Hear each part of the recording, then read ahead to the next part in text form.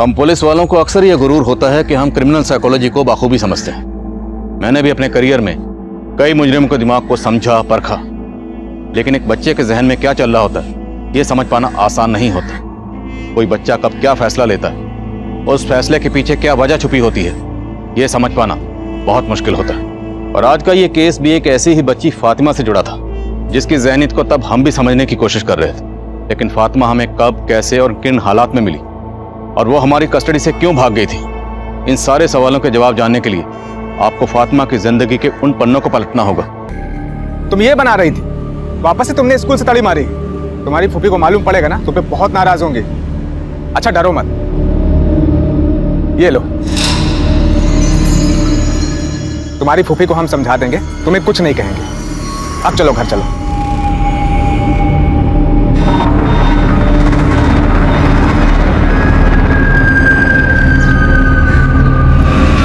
कहाँ मटा गश्ती कर रही थी ये?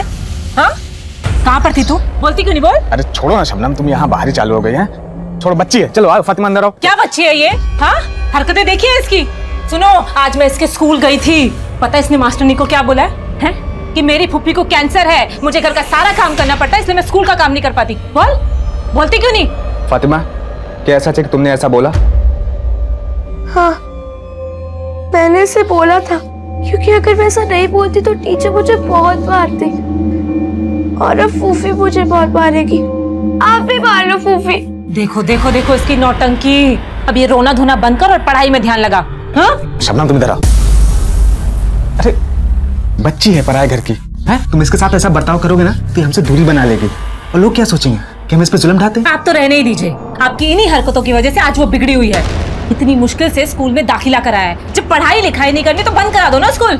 मैंने तय कर लिया है, अब से आशिमा के घर ही पढ़ाई लिखाई करेगी और वहीं से सुधारेगी। चल अंदर जा, कपड़े बदल। पता नहीं सारा दिन कहाँ घूमती रहती है, परेशान कर रखा इसने।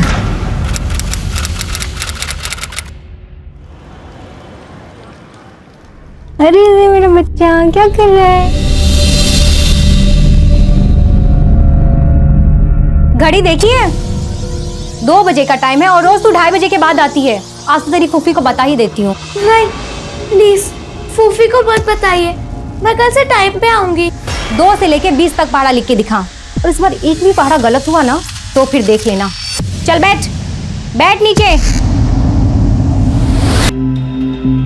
आसपास पता करो और बड़ी को पोस्टमार्टम के लिए भेजो। सर, कौन से जन्म का तू बदला ले रही है हमसे? बोलती क्यों? बोल, क्यों किया तूने ऐसा? हाँ? तू ऐसे नहीं मानेगी, ऐसे नहीं मानेगी। तेरी जिंदगी खत्म करके रहूंगी आज मैं। तुम फातिमा के साथ ऐसे कैसे कर सकती हो? कितनी बार समझाया कि उसके साथ ऐसे पेश मत आया करो। अब अगर वो नहीं लौटी तो लोगों क्या जवाब देंगे? बस, मुझे तुमसे ज्यादा फिक्र है फातिमा की। अगर इतनी फिक्र थी तुमसे डर के भागी क्यों? वो पहले भी ऐसा कर चुकी है, लौट आई थी ना। अगर इस बार नहीं लौटी ना तो खुदा कसम मैं तुम्हें।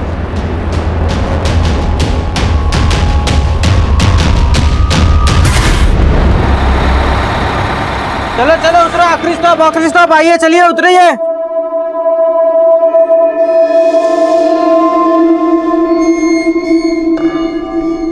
चलो ड्राइवर भाई साहब, डिपो ले चलो। अरे एक मिनट, ये लड़की किसके साथ हो? कहाँ उतरना था? कहाँ जाना है? वो मेरा अप्पू। रुक, कहाँ भाग रही है? रुक। ये इतने पैसे चोरी करके भाग रही थी? पॉकेट मारा किसी का? कहाँ से आए पैसे? रुक, कहाँ भाग रही? बस में से चोरी किया ना किसी का पर्स? किसका पर्स है? मुझे जाने दो, ये मेरे पैसे। ये रुको, ये क्या कर रहे हो बच्ची के साथ? शर्म नहीं आती बच्ची को छेड़ते हुए? अरे भाई साहब, बहुत ही चालाक लड़की है ये। बस में से किसी का पॉकेट चुरा कर भाग रही थी, और जब मैंने पकड़ा तो मुझे फंसाने के लिए ऐसा कर रही है। किसका पर्स है ये? कहाँ से है तुम्हारे पास इतने पैसे? एक काम करे भाई साहब, पुलिस को बुलाइए।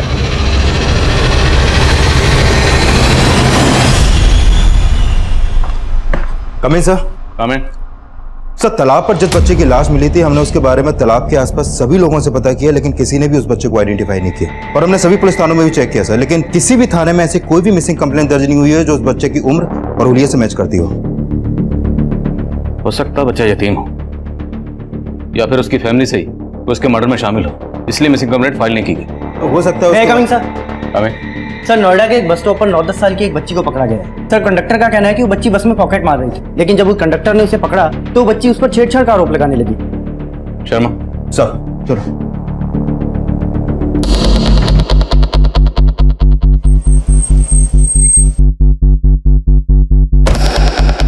बेटा नाम क्या है तुम्हारा? देखो डरो मत, जो भी है सच सच बताओ। क्या ये अंकल ठीक बोल रहे हैं? सर मैं झूठ क्यों बोलूंगा?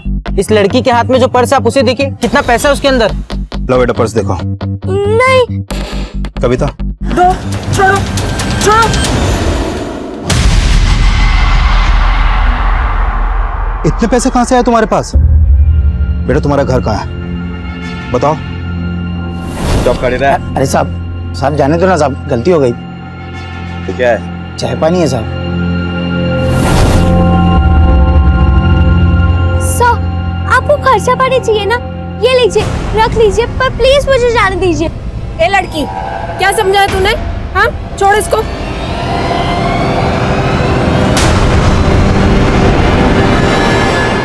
सर ये देखिए क्या निकला है इस पर्स में। ये क्या है?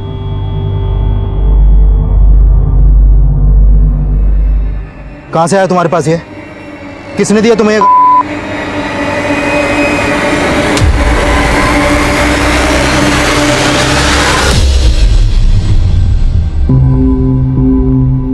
बेटा तुम्हें मालूम है तुम्हारे पर्स में क्या था?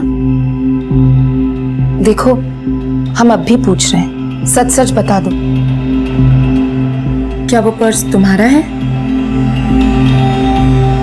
नहीं नहीं, वो पर्स मेरा नहीं है। तो वो पर्स आपने चुराया था? नहीं नहीं, मैं चोर नहीं हूँ। तो वो पर्स आपके पास कैसे आया? सर बहुत चालाक लड़की है। जब इसके पर्स में से पैसे निकले तो कहती मेरा है, और जब गांजा निकला तो मना करने लगी। मुझे छोड़ दीजिए, मुझे मेरे घर जाना है। अच्छा ठीक है, आपको आपके घर लेके जाएंगे, लेकिन कैसे लेके जाएं? पहले ये तो बताओ आपका घर है कहाँ पे? याद नहीं? लेकिन आपको आपका नाम तो याद होगा ना? क्या नाम है आपका? और वो बैग आपके पास कहाँ से आया? देखो बेटा, जब तक तुम कुछ बोलोगी नहीं ये तुम्हें यहाँ से जाने नहीं देंगे। अब बताओ तुम्हारा नाम क्या है? फातिमा। फातिमा। तुम्हारा घर कहाँ है? झारखंड। झारखंड? तो झारखंड से नोएडा कैसे? रेलगाड़ी से। किसके साथ? आपके घर पे और कौन कौन है? छोड़ो मुझे, मुझे घर जाना है, घर जाना है। हाँ बेटा, आपके घर ले जाएंगे। अभी आप अंदर जाओ। शर्मा पता करो, शायद कहीं से इस लड़की के बारे में। अस्सलाम वालेकुम मुश्ताक भाई। वालेकुम अस्सलाम। और जावेद भाई, सब गनीमत? क्या बताओ भाई, कुछ भी गनीमत नहीं है। लड़की ने नाक में दम कर रखा है मेरा बैग चुरा के भाग गई। बैग में 10,000 रुपए के साथ साथ 25,000 का माल भी था, और अभी पुलिस के हाथ लग गई है। मेरे को शक है कि इस लड़की के चक्कर में पुलिस हम तक ना पहुंच जाए। टेंशन मत ले जावेद, मैं निकालता हूँ इसको बाहर। ये देख, इस लड़की के पास ड्रग्स मिला है। पूरी दीवार खराब कर दी। अम्मी दीवार खराब का किया? देखो कितनी खूबसूरत पेंटिंग बनाई है। ये आपा, ये भाईजान, ये आप, ये अब्बू और वो मैं छोटी सी। बेटा अगर फोटो बनानी थी तो कॉपी में बनाती, पूरी दीवार गंदी करने की क्या जरूरत थी? अम्मी कॉपी भर गई है, मैंने अब्बू से कहा था कि वो कॉपी ले आए। हाँ तो तेरे लिए लाए हैं ना नई कॉपी, ये देख। ये मेरी नई कॉपी। मेरा प्यारा बच्चा। ना आपा, भाईजान देखिए, अब्बू मेरे लिए नई कॉपी लाया है।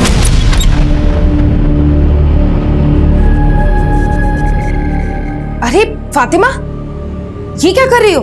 पूरी दीवार गंदी कर दी। कॉपी भर गई है, नई कॉपी कब लेके आएंगे अब्बू?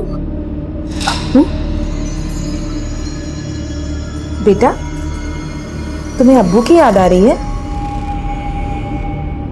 तो बताओ, तुम्हारे अब्बू कहाँ रहते हैं? हम उन्हें यहाँ बुला लेंगे। कुछ नहीं बेटा, कुछ नहीं।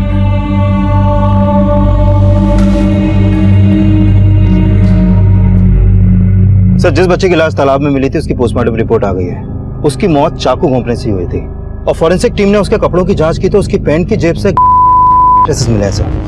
फातिमा के पास से भी मिले थे, तो हो सकता है फातिमा का उस बच्चे से कोई कनेक्शन हो। उसे मिलते हैं, मुमकिन है उसके बयान से हमें उस बच्चे पर कोई क्लू मिले।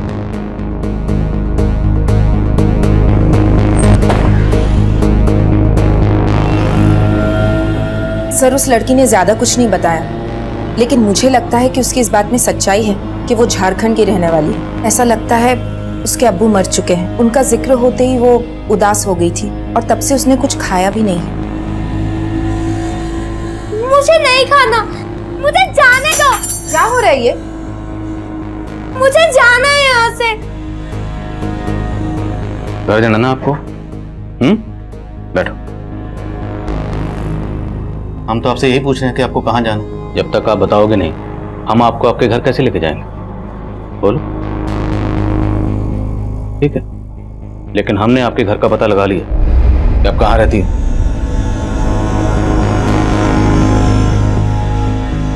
यहीं रहती हो ना, जहाँ पे लड़का रहता था?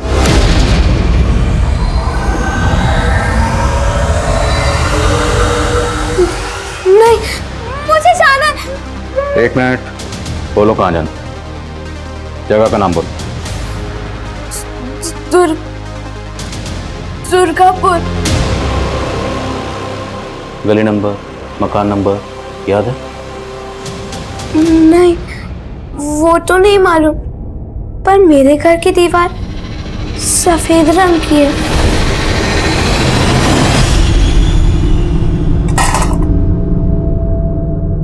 कहाँ थी तू फातिमा?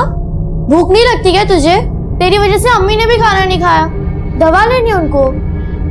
अम्मी आप खाना। अम्मी, आपको तो बुखार है। बुखार में सिर क्यों गर्म होता है? बातें बनाना छोड़ और चल खाना खा। रिहाना, ये अम्मी। बेटे खाना लिया तो? लाई अम्मी। ये ले, ये देने लिए। अम्मी आपके लिए।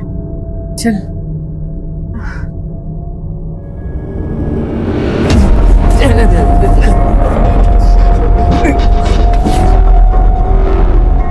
अब्बू, अपने आप को संभाल नहीं सकते तो इतना क्यों पीते हो? आपकी अम्मी को क्या हो? अच्छा बैठो, बैठ जाओ।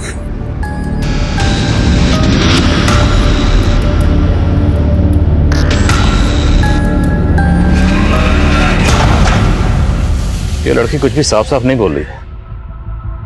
कुछ है जो ये शायद जानबूझ के छुपा रही है। लेकिन सर, दुर्गापुर झारखंड का एक कस्बा है। हो सकता है झारखंड की रहने वाली हो, लेकिन ये नोएडा कैसे पहुंची और इसके पास वो ड्रग क्यों मिली? और इसका उस बच्चे के साथ क्या कनेक्शन है जिसकी बॉडी हमें उस तालाब में मिली? उस बच्चे का कत्ल किसने किया, क्यों किया, किस मकसद से किया? खबरें से कटे? नहीं सर, फिलहाल तो नहीं। अगर ये मान लें कि ये दोनों बच्चे किसी ड्रग पेडलिंग गैंग के लिए काम करते हैं तो जाहिर है उन लोगों ने इन्हें ट्रेनिंग दी होगी। इसलिए ये बच्ची किसी भी सवाल का सीधा जवाब नहीं दे रही, बल्कि गोल गोल बातें करके घुमा रही। वो नहीं बोल रही जो हम इससे पूछना चाह रहे हैं। और इसने जो तुम्हें घूस देने की कोशिश की, ये रंग भी उसने वहीं से सीखे होंगे। ये लड़की हमें मिली गाजियाबाद से नोएडा आने वाली बस में। तो ड्रग पेडलिंग ग्रो भी उसी रूट पर एक्टिव होगा। एक काम करो, इसको वापस उसी रूट पर लेकर जाओ और इसके एक्सप्रेशन को बारीकी से मॉनिटर करना। ये अपनी जगह को देखकर जरूर रिएक्ट करेगी। और ये भी पॉसिबल है कि वहाँ कोई ऐसा शख्स मिल जाए जो इस लड़की को पहचानता हो।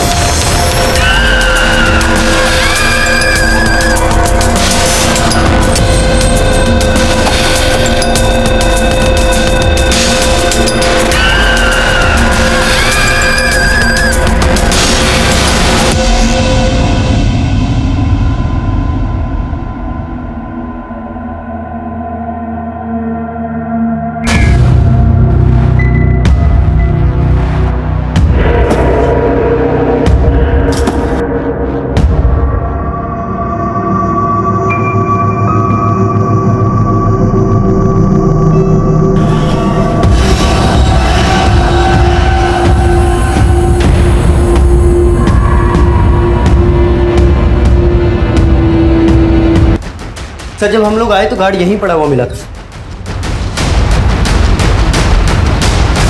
पता नहीं, एक लड़की गायब होगी और आप लोगों को पता नहीं क्या कर रहे थे। ये सिक्योरिटी यहाँ की? सर आज तक ऐसा कभी नहीं हुआ है। और मैडम आज तो हो गया ना, सीसीटीवी है? हाँ सर। फुटेज निकाली, फातिमा की फोटो सभी पुलिस स्टेशन में भेजो और पैटर्निंग टीम को भी इन्फॉर्म करो। सर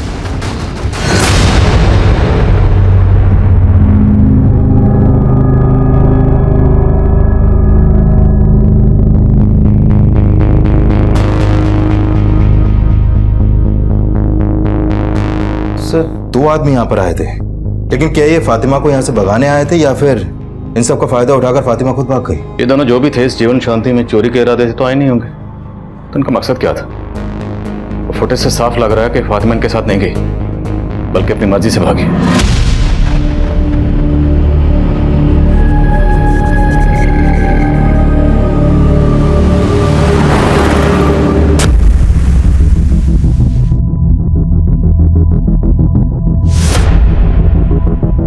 शर्मा, इस बच्ची का जल्द से जल्द मिलना जरूरी है। पता करो वो नोएडा में कहाँ हो सकती है।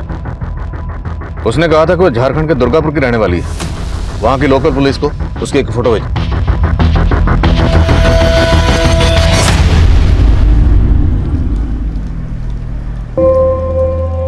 नमस्ते अंकल। हाँ नमस्ते, बोलो। एक बल्ब मिलेगा? 14 रुपए। ए रुक रुक रुक, चोरनी पैसे दे। ए रुक रुक रुक।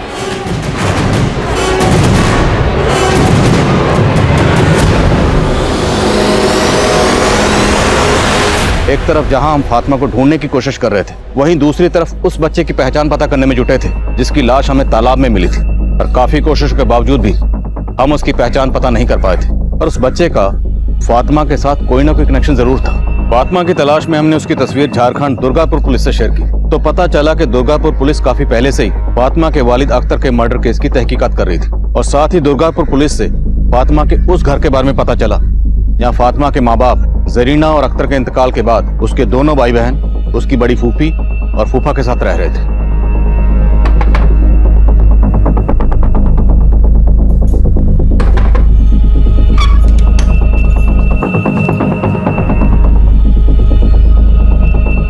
साहब मैं फातिमा की फूफी हूँ, लेकिन फातिमा तो यहाँ नहीं रहती। कहाँ रहती? वो फरीदाबाद में रहती है। मेरी छोटी बहन और उसकी छोटी फूफी शबनम के यहाँ पर। फरीदाबाद में शबनम रहती कहाँ? वो सब मैं आपको बताती हूँ साहब, लेकिन पहले आप ये तो बताइए कि फातिमा ने ऐसा क्या किया है कि आप उसे ढूंढते हुए यहाँ तक चले आए? हमने उसे नोएडा में चोरी के इल्जाम में गिरफ्तार किया और उसके पास से ड्रग्स भी मिली थी। क्या?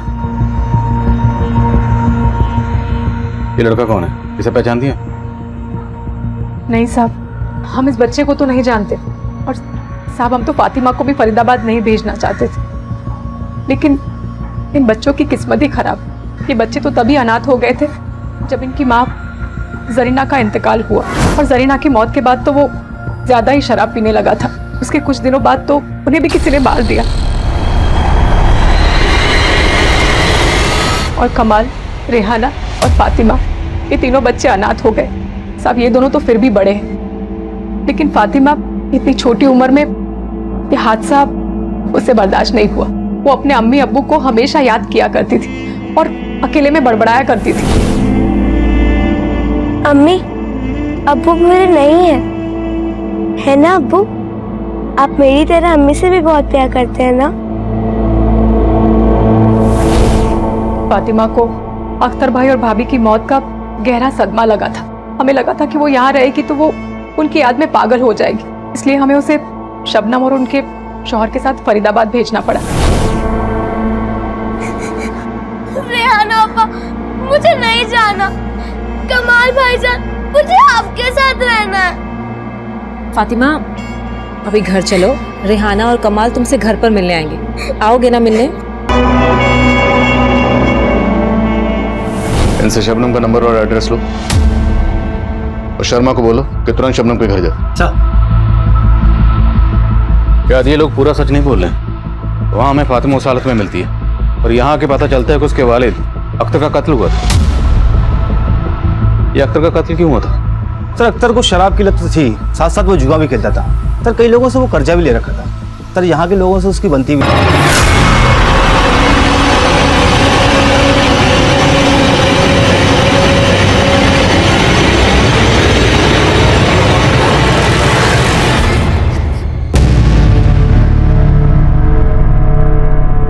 तुम लोगों ने कुछ भी छुपाया ना तो तुम दोनों ही जेल में हो गए। बताओ कहाँ है फातिमा? बोलो। हाँ साहब, हम आपसे कुछ नहीं छिपाएंगे। हम तो फातिमा को यहाँ उसके भले के लिए ही लाए थे, लेकिन बेचारी की किस्मत में कुछ और ही लिखा था। साहब मैंने स्कूल में टॉप किया है, मुझे 100 में से 95 मार्क्स मिले। अरे वाह, दिखा। अरे वाह, शाबाश। मैं बहुत खुश हूँ। अरे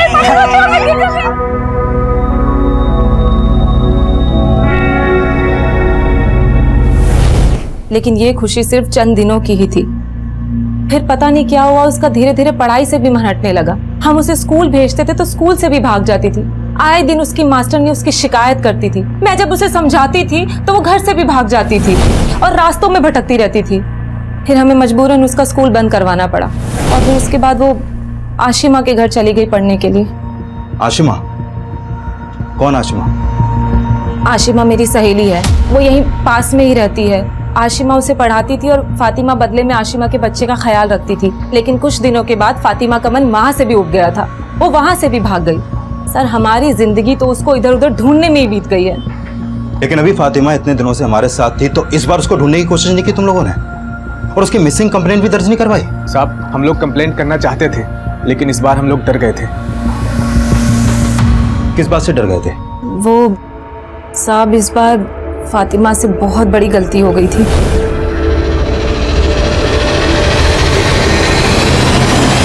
साहब फिर आशिमा ने बताया कि फातिमा उसके बच्चे को खूनम खून करके भाग गई है। हमने फातिमा को खूब ढूंढा लेकिन हमें कहीं नहीं मिली वो। मतलब फातिमा ने आशिमा के बच्चे को मार दिया? नहीं साहब, बच्चा मरा तो नहीं, लेकिन उसको बहुत गंभीर चोटें आई थी और उसकी हालत बहुत नाजुक है। और फातिमा ने सिर्फ बच्चे को गिराया ही नहीं, बल्कि उनके घर से 10,000 रुपए भी चोरी करके भाग गई थी।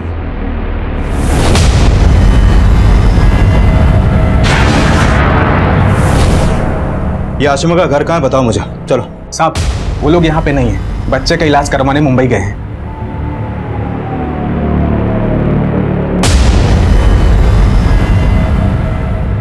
इस बच्चे को देखा है कभी? जानते हो इसे? नहीं साहब। लेकिन शर्मा, एक 10-11 साल की बच्ची में इतना गुस्सा, ये नॉर्मल बात नहीं हो सकती।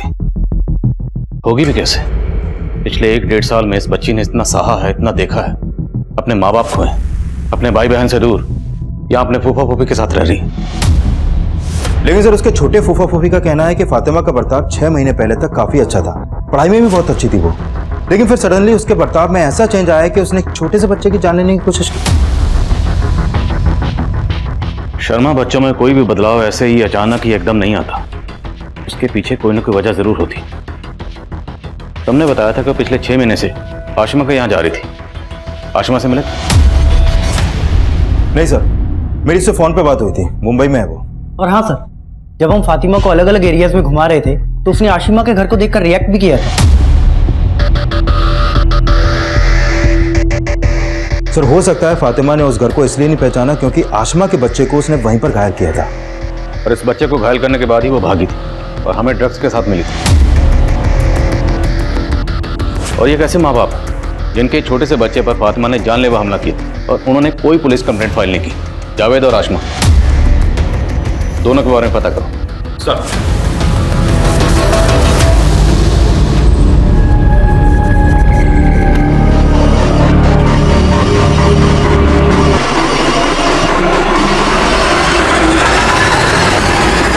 क्या फातिमा, घर नहीं चलना है क्या? आजा, घर चलता है। नहीं, छोड़ो मुझे घर नहीं जाना, प्लीज। हाँ बोला ना, घर चल। छोड़ो ना। चल चल। पकड़। एक 10 साल की बच्ची के साथ लंबे अरसे से रेप किया जा रहा था। फातिमा के साथ हुई इस हैवानियत के लिए तब हमें सिर्फ जावेद और मुश्ताक ही गुनहगार लग रहे थे।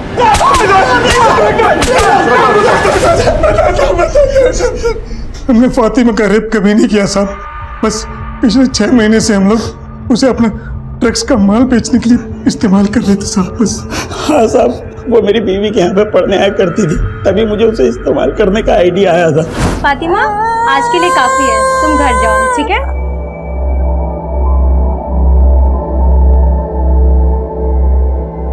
फातिमा, फातिमा, एक काम करेगी? खूब सारे पैसे भी मिलेंगे। पैसे? हाँ, बहुत सारे।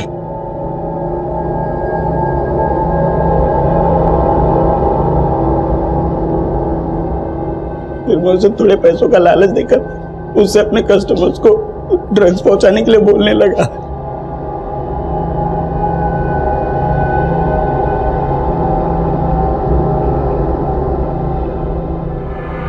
साहब, बच्चों पर कोई शक नहीं करता है। कभी नहीं किया साहब। साहब माफ कर दो साहब, साहब हमको माफ।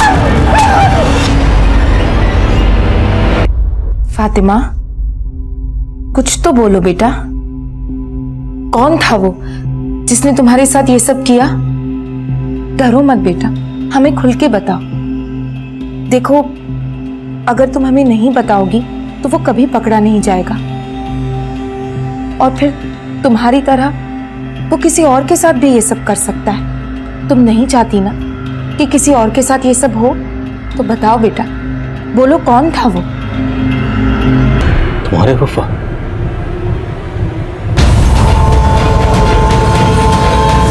साहब, इन्होंने कुछ नहीं किया, इन्हें छोड़ दीजिए, वो लड़की झूठ बोल रही है। अपने शौहर को बचाने के लिए उस बच्ची को झूठा बोल रही हो? साहब, आप उस लड़की को जानते नहीं हो, वो एक नंबर की झूठी है। बच्चे की तरह समझा उसको हमने, लेकिन हमेशा वो एक बात से हमसे चिढ़ती थी। उसके बाप का और हमारा 36 का आंकड़ा था, और हमेशा अक्सर झगड़ा होता था हम दोनों का। जब यहाँ थी तो बोलती थी कि हमारे पापा बहुत अच्छे हैं, और मैंने उनको क्यों पीटा। तब तो उसे ये भी कहना चाहिए कि उसके अब्बू अख्तर का कत्ल तो नहीं किया। साहब, अख्तर का मर्डर किसी और ने नहीं, बल्कि उसके बेटे फातिमा के भाई कमाल ने किया। साहब, अख्तर अपनी बीवी को पीटा करता था, और उसी वजह से वो अल्लाह को प्यारी हो गई, और कमाल ने इसीलिए ऐसा किया।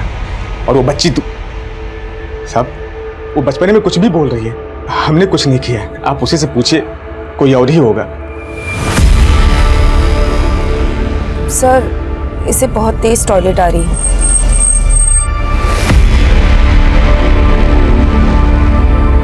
सर, क्या हुआ? फातिमा फिर से भाग गई।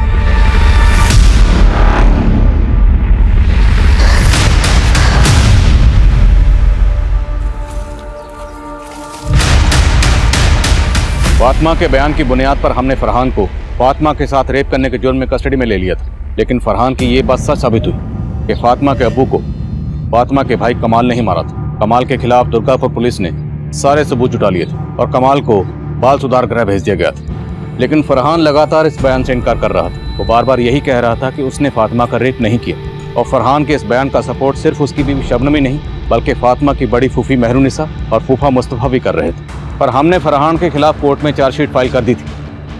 2 महीने से कोर्ट में इस केस की सुनवाई चल रही थी, लेकिन इस पूरी सुनवाई के दौरान फातिमा के बड़े फूफा और फूफी कभी कोर्ट में हाजिर नहीं हुए। फरहान लगातार कोर्ट में खुद को बेगुनाह साबित करने की कोशिश कर रहा था। डिफेंस लॉयर वीना सहगल और प्रोसिक्यूशन लॉयर अनिल सिंह बार बार कोर्ट में अपना अपना पक्ष रख रहे थे, लेकिन फैसला किसके हक में जाने वाला था इसका किसी को कोई अंदाजा नहीं था। और फिर जो हुआ, उसने इस केस का रुख एक बार फिर से बदल दिया। सर, ये जीवन शांति संस्था से मिली ड्राइंग है जहां फातिमा रहती थी। सर, मैं इस कोर्ट से रिक्वेस्ट करूंगा कि मुझे शबनम से सवाल जवाब करने की इजाजत दे। इजाजत है। आपने इससे पहले कभी ये ड्राइंग देखी थी? जी, घर पर फातिमा ने ही बनाई थी। आपने सबसे पहले ये ड्राइंग कब देखी थी? जब फातिमा पहली बार स्कूल नहीं गई थी। आप जा सकती हैं। सर, ये ड्राइंग से साफ साफ झलक रहा है कि रेप के बाद उस बच्ची के दिल और दिमाग पर कितना बुरा असर पड़ा था, लेकिन इसके बावजूद भी जब वो नोएडा में आई, न्याय नहीं मिला। इसके सच को झूठ बोलकर खारिज कर दिया गया। मिलॉर्ड, इसके साथ बहुत बुरा होगा, इस पर बहुत बुरा असर पड़ेगा। ऑब्जेक्शन सर, हम इस बच्ची को कॉम्पिटेंट विटनेस नहीं मान सकते। Objection overruled. पिछले 2.5 महीने से ये सुनवाई चल रही है।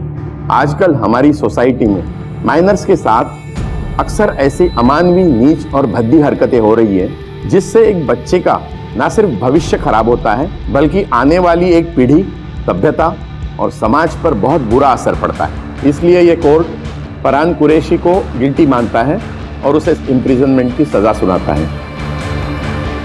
फातिमा के हक में अदालत ने एक तारीखी फैसला सुनाया था। हमारी चार्जशीट में लगाए गए सारे इल्जाम सही साबित हुए थे, लेकिन ये जीत सिर्फ हमारी नहीं थी। ये जीत थी हर उस लड़की की, हर उस बच्ची की जो आए दिन वहशत का शिकार होती रहती है और सालों की अदालती सुनवाई तक विक्टिम रोजाना तिल तिल कर मरती रहती है। लेकिन अदालत का ये फैसला उन सारे विक्टिम्स को हौसला देता है कि सच को चाहे कितना